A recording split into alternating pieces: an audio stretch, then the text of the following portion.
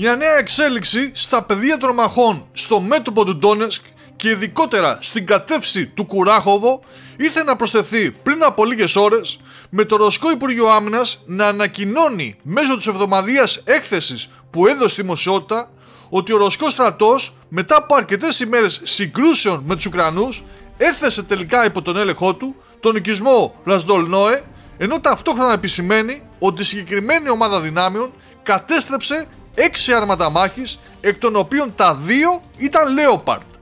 Ο έλεγχος του οικισμού Ραζδολνόε είναι πολύ σημαντικός, καθώς και ανοίγει πλέον ο δρόμος ώστε να προχωρήσουν βορειότερα οι Ρώσοι, αλλά επίσης δίνεται και δυνατότητα να πλευροκοπήσουν τον οικισμό Βελίκα Νοβοσίλκα, στον οποίο ήδη επιτίθονται από τα νότια, και να βοηθήσουν και τις μονάδες που μάχονται στον οικισμό Ροζλίβ, ώστε να καταστήλουν την Ουκρανική άμυνα που υπάρχει εκεί και να φτάσουν πια στον οικισμό Κωνσταντινούπολη.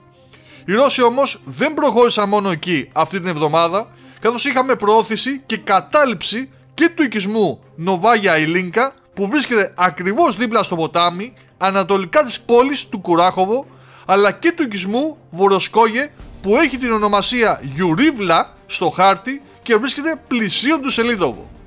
Ενώ ρωσικά μέσα ενημέρωσης αναφέρουν ότι έχει πάρθει και ο οικισμός Ρωμανόβκα.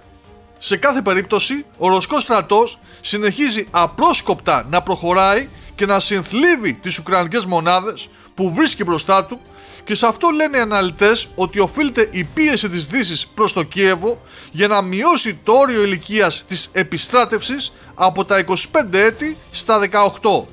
Δηλαδή να σταλούν 18χρονα αμούστακα ανεκπαίδευτα παιδιά στα μέτωπα, με ό,τι αυτό συνεπάγεται, καθώς ήδη ο αριθμός των λιποταχτών στις τάξεις του Ουκρανικού στρατού είναι πολύ υψηλός.